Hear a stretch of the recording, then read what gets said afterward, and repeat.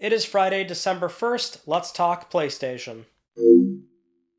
Welcome back, everyone, to another chilly episode of LTPS. First up, very big announcement. 30 Platinums Part 3 is almost done. Finally, I think it will be uploaded on hopefully Monday, this coming Monday. If not, there's a very real chance that might not happen. Then you'll get something else on Monday, and then it'll be on Wednesday, I would hope.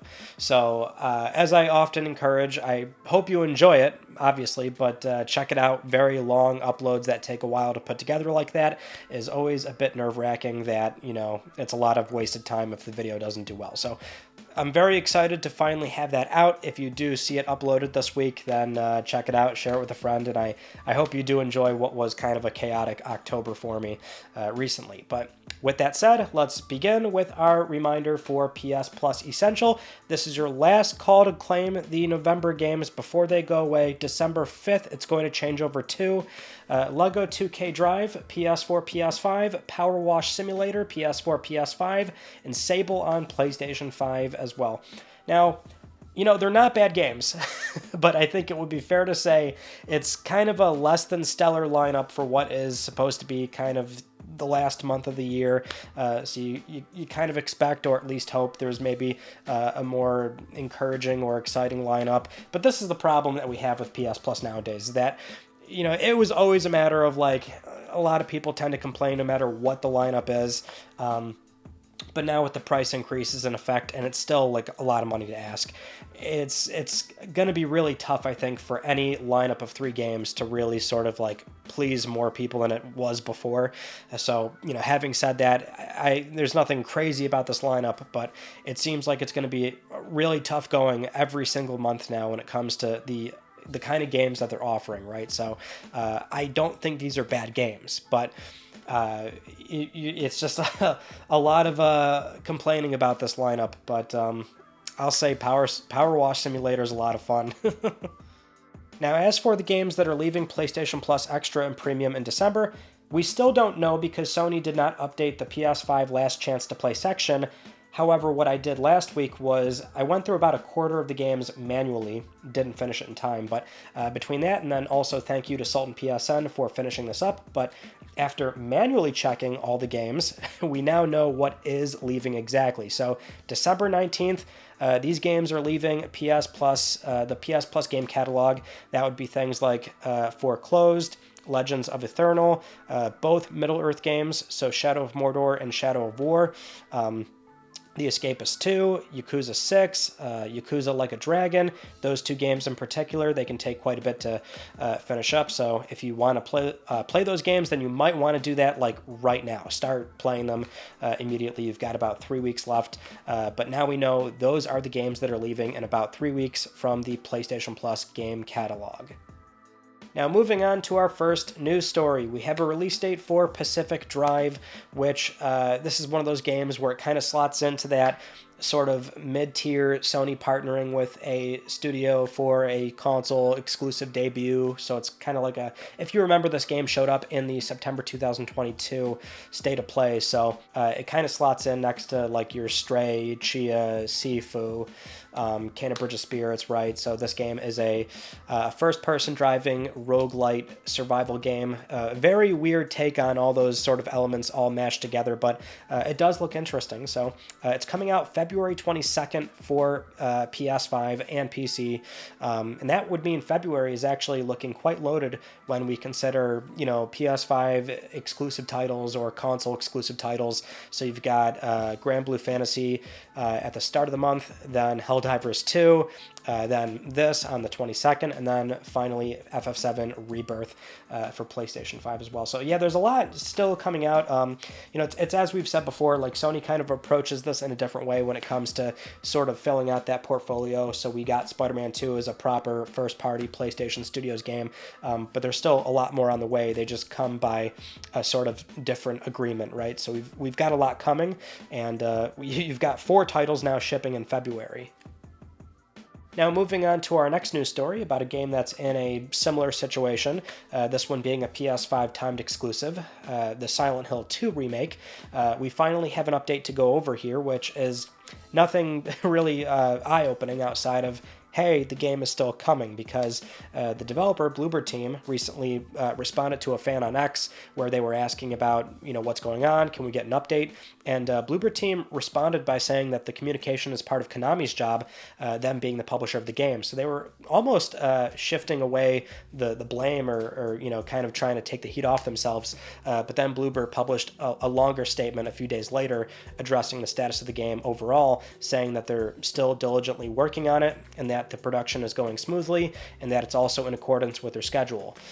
They then ask for more patience, and they again defer to Konami as the game's publisher to eventually share more information about the game. So it's a little bit weird how they described this relationship. I mean, not surprising in that some publishers will have that sort of requirement, right, where they're very stringent on, you're making this game and, don't say anything, don't provide any sort of development updates, everything has to go through us, all communications.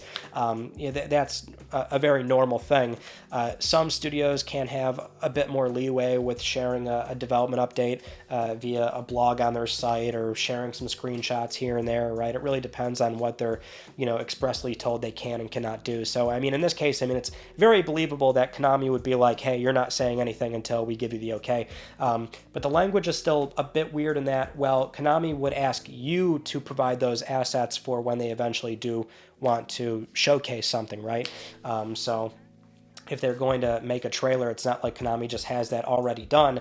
They would approach you and ask, okay, we're ready to show more about the game or this and that. But either way, it's not like they can, Bloober can't speak on that either. So it's just a little weird how they were like, oh, it's Konami, ask them, because then Konami would ask us, you know what I mean? So just kind of a weird thing, but either way, I think we'll probably see more about this game fairly soon.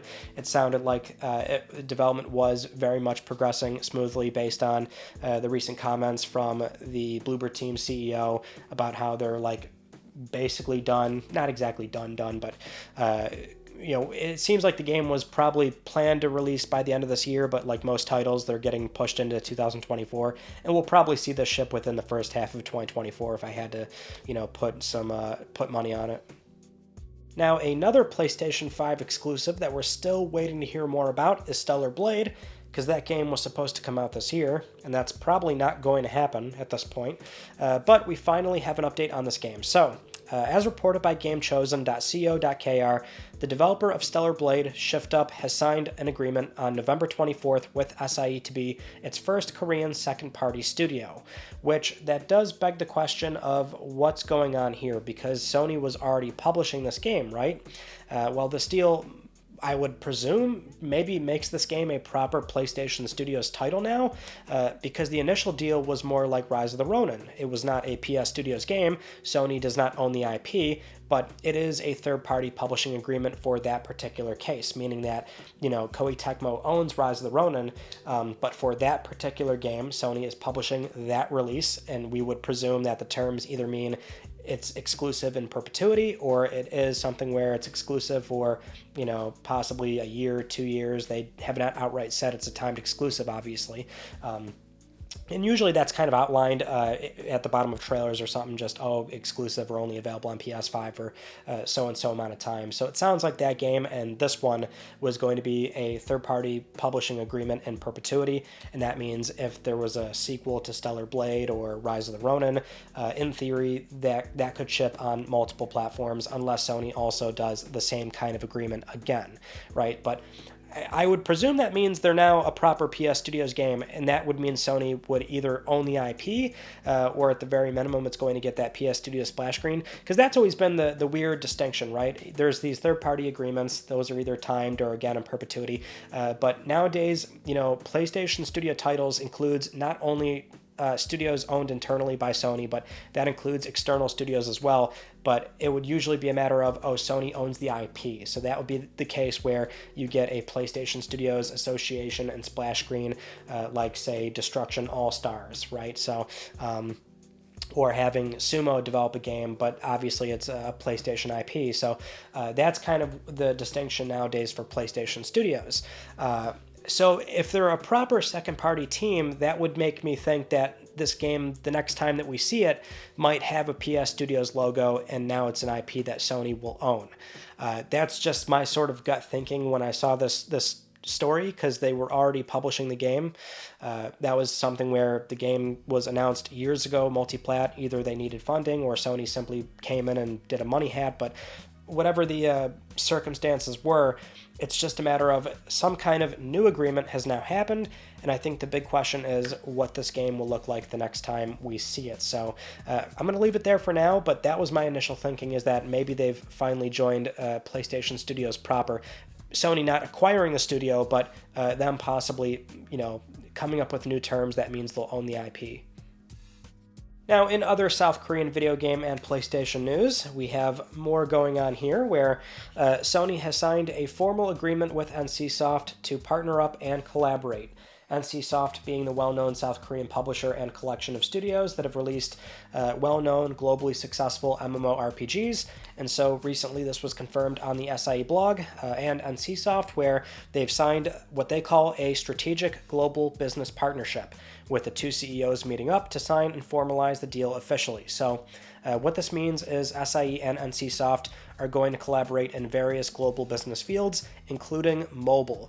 They're evaluating a range of opportunities, aiming to foster a strategic synergy, leveraging NCSoft's technological prowess and SIE's global leadership in the entertainment field. Now, if you remember a while ago, we had a rumor about NCSoft possibly handling a mobile MMO Horizon game, and also, if you remember back in June, so kind of recent, we discussed a report from mtm.co.kr that claimed Sony was talking to a number of Korean studios looking to either partner up or collaborate, either by minority investments or securing some kind of exclusivity.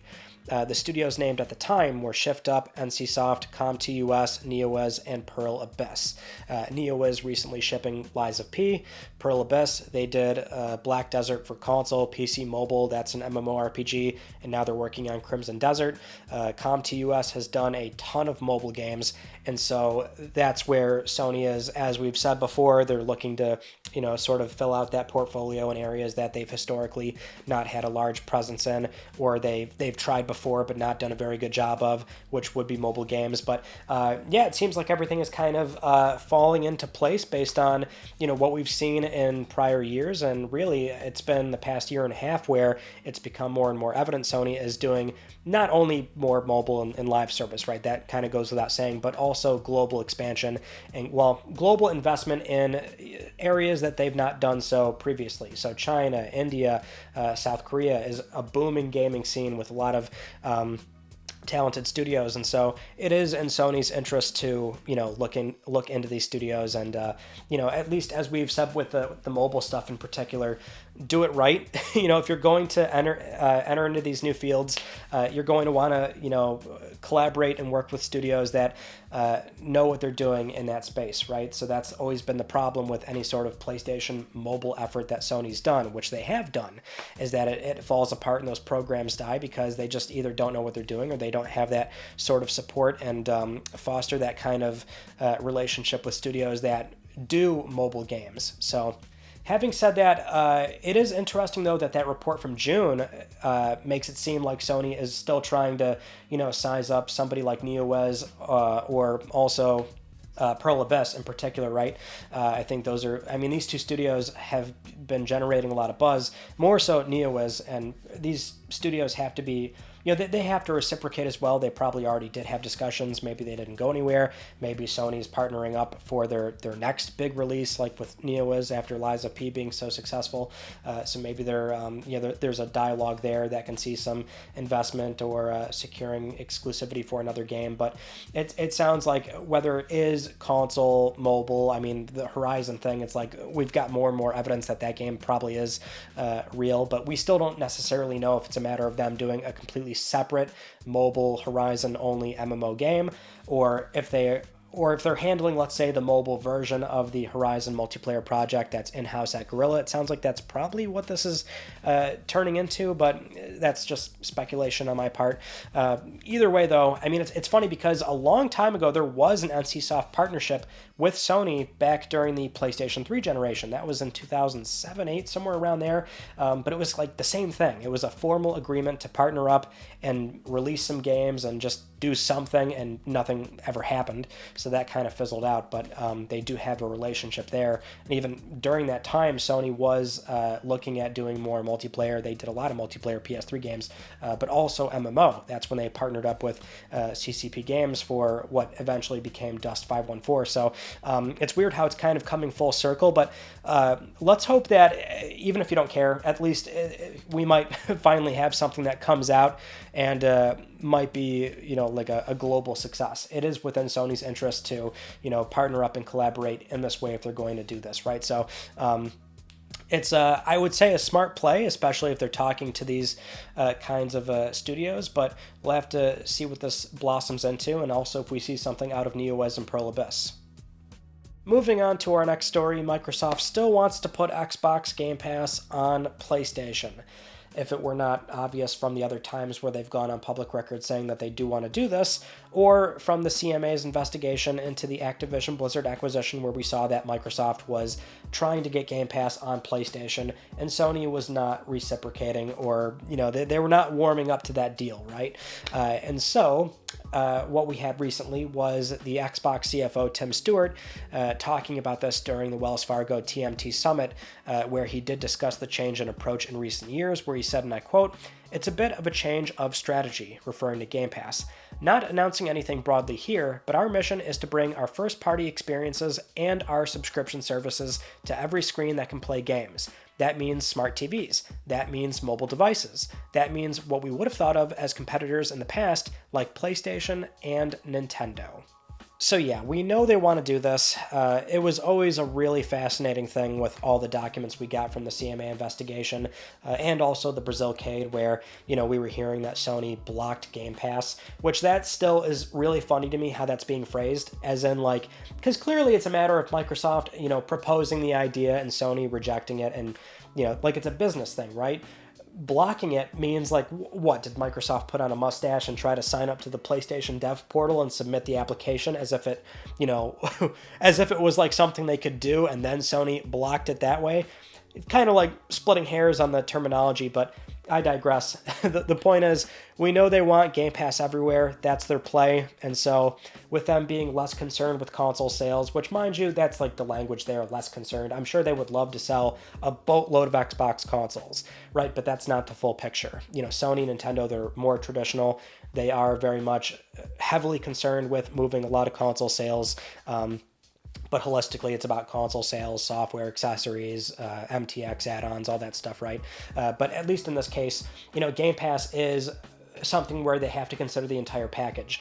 Game Pass is not strictly first-party content. I mean, I would assume Sony would probably be receptive to the idea of getting only first-party Game Pass on PlayStation, as in they're getting the next Halo, Forza, obviously any ABK content or Bethesda content that they're going to miss out on, and all the other collection of Xbox Game Studios that is now under that very large umbrella. I'm sure they would probably, humor that idea, but, Game Pass is not just that, it's also third-party stuff, and that is going to eat into the PlayStation bottom line if a PlayStation customer can subscribe to Game Pass Ultimate, and now they're getting all these major deals that Microsoft often lands with day and date on Game Pass, which is usually a third-party game when it's not a first-party title, right? So that is something Sony is not going to be all too cheerful about. But we also know from one of the emails from the CMA investigation, and this was back in 2021, I think. It was about Fallout 76 coming to PS Now. The email exchange there was that Phil Spencer was actually okay with only Fallout 76 being on PlayStation Now if it meant that that game could find a larger audience, but he did, specifically mention that he doesn't want other publishers, game companies, other platform holders to pick apart their catalog. They want their catalog catalog to be an entire package, right?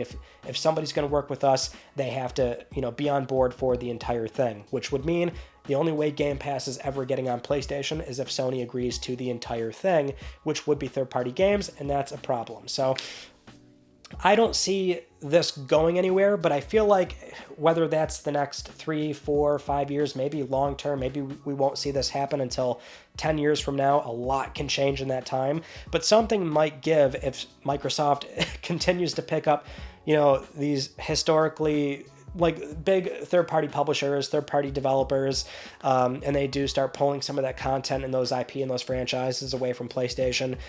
Sony might be in a really a rock and a hard place, and they might eventually agree to it. It's such a weird, fascinating thing that I want to I wish we could springboard 5 years and see what that, I guess where we sit on that, but it might take even longer, but so much can change in that amount of time. And Nintendo is also something where they're probably not going to be too thrilled with that kind of proposal either. But Microsoft for now is, that's their play. They do want Game Pass on as many screens as possible, and it would be in their interest to get PlayStation and Nintendo on board.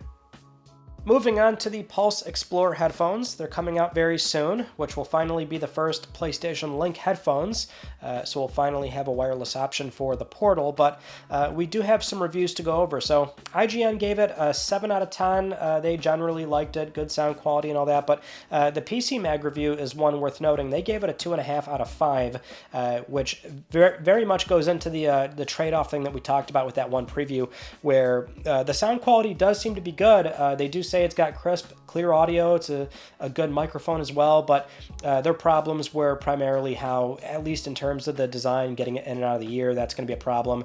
Well, for this particular reviewer, that's going to vary from person to person, I would expect, but they do label it as expensive, given what you're paying for, or what you get out of that kind of device. Mediocre battery life, and also the balance apparently won't satisfy audiophiles or bass fans, which that is something where I'm not sure what the expectation was. I mean, they are pricing down a very expensive feature with the planar magnetic drivers. So at least in theory, there's something there to enjoy when it comes to the audio quality. But again, I'm not an audiophile person, so this very much is something I can't speak too much on, even when I do eventually get them in. We'll try and do something, but that's going to be more of a casual approach review. But I think, it seems like there's a pretty big trade-off to consider with these headphones when it comes to it being sort of it's not an easy decision, I think, if you're looking for headphones on PlayStation 5. Now, let's get into an update for The Last of Us HBO. Recently, Naughty Dog's Neil Druckmann was speaking with Entertainment Weekly, talking about The Last of Us Part 2 when the game came out, the fan reception, what that meant for the studio, but then also talking about Part 2 Remastered, the lost levels, no return. He was mentioning how it was very serendipitous to work on Part 2 Remastered while also working on Season 2, which is coming up soon, right? He provided a slight tease, though, in that one element from one of the cut levels is planned for the show, with the caveat that filming has not happened yet, and so there's always the possibility that things do change. But that was the really fun thing about watching Season 1, is that while so much of it was beat for beat how it played out in the game, not only did they change certain things in what many consider a better way, but they were also slotting in extra key moments and some dialogue that was transformative in a good way that I think really complemented the characters in a way that we didn't see in the games, right? So it's cool to see that is still going to be the case for Season 2. And moreover, we're finding out that Season 2 has been slightly delayed in terms of when they are going to film. It was apparently supposed to happen in January, but according to the Directors Guild of Canada, that's now planned for February 20th due to a scheduling conflict with Pedro Pascal. He's doing a lot, obviously. So they're planning to film on the 20th, and then it should end around September 9th, which the show will then start airing in early 2025. So still going to be a while. Bella Ramsey, in the meantime, was speaking with Collider last week. She said she's excited to do more stunts with how Ellie takes on more of a central role with a lot of combat sequences. Apparently, she is going to play the second game, so Yeah, I can't wait to see what they do with the second game. Not even so much a matter of like, ooh, what are they going to change or move around and this and that. Just, I like that it's going to have more breathing room. It's not going to be the entire game in one season based off the success from the last season. I would imagine they're ordering more episodes per season, or maybe it is still going to be like low volume, like 10 something episodes or whatever, but even then it's still something where they should have breathing room to, really add those, emotional sequences that really need that kind of, that moment, right? That was still my one problem with season 1, is that while it was so accurate in many areas, if you had played the games, it does feel like it's a bit rushed, because you're just skipping so much combat, and that makes sense to a degree. But it would have been nice to have like 2 or 3 more episodes that really carry you to those big moments in a way that has more impact. And I think part 2 really does need that for season 2, and potentially season 3, 4, however they're going to do it. At least 2 seasons would be ideal, which that's guaranteed. Now, as far as games go at Naughty Dog, Neil did also provide not much of a comment, but a comment nonetheless, where for The Last of Us multiplayer, he said, no update. So, not saying anything on that, understandable. Apparently it is still ongoing, but he did speak on The Last of Us Part 3, a possible Part 3. So Neil said, and I quote, "The Last of Us is obviously a world I love deeply and know our studio and fans do as well, but I have no comment at this moment on the series' future beyond our focus on The Last of Us Part 2 Remastered." He continued on saying, "We have other projects in the works at Naughty Dog." Now, I am seeing some look at that comment and go, oh, that means we're not getting Part 3. He's hinting towards us getting a new IP. And I can see where people are coming from there, but it's just he's hardly saying anything. Plausibly, it could be in either direction, right? It's more or less a no comment thing, but it is saying, hey, we're working on other things, which, people don't want to hear, apparently, that they can do The Last of Us Part 1, Part 2 Remastered, and also another big AAA single-player game, which that's the question mark. Is it Part 3 or is it a new IP? Now, I would like a new IP because the industry is a lot different nowadays. There is certainly The Last of Us fatigue, but I mean, every studio is kind of in this place right now where it's like, okay, it's taking 3, 4, 5 years to put out a project nowadays versus 10, 15 years ago where we saw a game come out and then they can usually spit out a sequel in 2.5 years. We do not have that turnaround anymore, which is why I still find it was the right play to ship God of War 2018 and then Ragnarok and have that story wrapped up in those 2 games. We're still going to get more God of War for the foreseeable future, but wrap up that storyline in 2 games instead of taking 10 plus years to tell that story, right? So that's kind of where I'm at with what would be the potential of a Part 3.